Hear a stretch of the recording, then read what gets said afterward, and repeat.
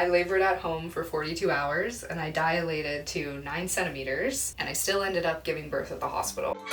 I'd been laboring for so long, I felt for sure that I was just about to give birth, and then all of my home birth plans went out the window. My video today isn't so much about the story of why I had to transport, but how I processed the fact that I did, and hopefully if this happened to you, or maybe if this does happen to you, then this will also help you. So at the 42-hour mark is when the midwives discovered that there was meconium, and it had been over 24 hours since my water had broken and the baby was in a posterior position. So that is when they decided that we were going to need to transfer to the hospital. At first I was defiant, so if we backtrack a little bit, the midwife that was actually at my birth wasn't my midwife, because my midwife couldn't come to my birth because she got called to another one. Happens rarely, but happened.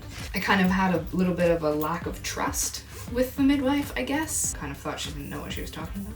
So that was the first processing point, was just denial and telling the midwife that I didn't want to go. And then when I put my heels in, she kind of was like, well, we can't have a birth at home. We don't want the baby to breathe in meconium and not have the supplies to handle that. So then it kind of went into a risk versus reward scenario, and if something was to happen at home with the baby and I hadn't have heeded the midwife's advice and went to the hospital, if I would be able to personally be okay with the outcome. Because I still could have said no to going to the hospital and the midwives wouldn't have been there. Then I would have to deal with the consequences if something was to happen. So I made peace in that moment that I was gonna go to the hospital, because I know that if something did happen, I would go back over and over again and think about the choice that I made, and I would regret not going and not doing everything I could if something was actually wrong with the baby. So in a way, I did kind of just submit. I had to trust that the professionals knew what they were talking about, and now that I was heading into the hospital, it was kind of out of my realm, and I needed to trust that I got midwives for a reason, and that in the medical setting, they were going to still be on my team and support me in trying to have a natural birth as much as possible. So with that kind of came like a big grief wave, because at that time there's really nothing I could do. I just trusted their advice, because that is what they are trained to do, to handle the situations that require the medical attention. So with that like wave of grief, that was when I got sad and I just let it all out. It was basically when I decided to get the epidural that all of the emotions came flooding out. My original midwife stepped in the room and I just cried. But it was also in a transition of I'm so sad and I'm so grateful. So even though I labored at home for so long and ended up going to the hospital, after the fact, I actually felt so empowered. It was so long and so intense. My contractions were very consistent from the very beginning that I honestly felt like I could do anything like after that. And I still to this day feel that way. And I think if I hadn't have planned my home birth and went through all of that, I wouldn't have really got to fully experience that empowerment. The contractions and the pain is really intense and unlike anything I've ever experienced before, and is the hardest thing I've done in my life. It made me feel like I could climb Everest. I know I can, because I went through the 42 hours at home.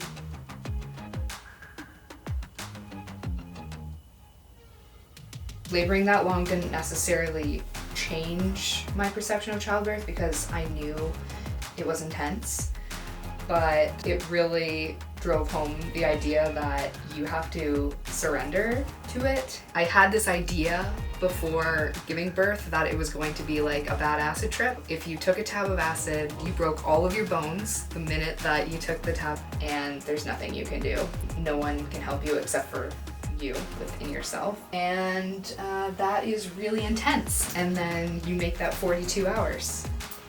I would do it all over again the way that I did, and I put a lot of effort and time into planning the home birth, and for it to just go out the window was definitely disappointing.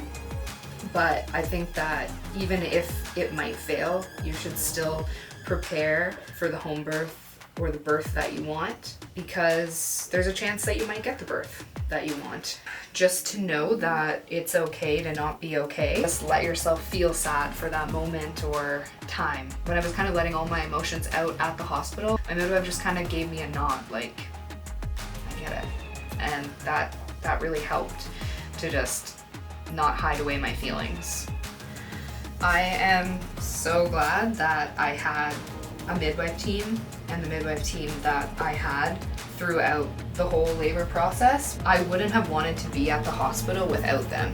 I feel like I had a good hospital experience because of them, and I felt protected in that they cared about how I felt and wanting to interfere as little as possible. And so even with the medical interventions, I just really felt deeply that they were doing it out of my best interests. I think the entire experience would have been completely different without them. So in hindsight, I obviously still wish that I would have got to birth at home in the pool that I'd rented in the space that I had paid for. But at the same time, I feel like the transfer was the right call.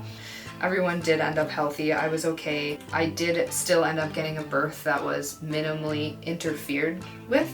I was able to vaginally birth. I know that that's not always the outcome for everyone, but in my case, I feel like it did allow me to get to that stage. Everything ended up being fine. The baby didn't have any breathing issues from the meconium, and I didn't have any infections. If we had have stayed home, maybe the birth would have ended up being all fine. Maybe my cervix would have calmed down a little bit, but you can't know these things. So what's my answer? Answer in hindsight is that it was the right choice, and I do feel that and believe that in my heart, even if I don't like that fact. So my advice for first-time moms who are planning a home birth is to still plan it, and still plan it exactly how you would want it to be, and to not let transfer stories scare you or deter you from doing it. Have a team that you trust. Be flexible, meaning make sure you still pack the hospital bag. Do the best that you can, and then if it does happen, it's not that you couldn't do it. You got a shitty set of cards, and you had to do what you could do with the hand that you were given. I've come up with a story that feels good to me. There's not one way to process and to feel okay with how your birth outcome is. Like, no matter the outcome, whether it was we transferred because of me or a medical reason, I know that within my power, I did everything I could to have that home birth, and so because it didn't happen, I can't fault myself for that. Like, I feel really secure that I did do everything, and it's not that I did everything possible, it's that I did everything with the tools that I had. So some of the things that I've said in the video won't necessarily resonate with every single person. Some moms that plan home births don't actually even get to set up the pool or even begin labor at home. So I know that I did what was available to me, and I also believe that all moms do the same thing, because you did everything that you could with the tools that you had.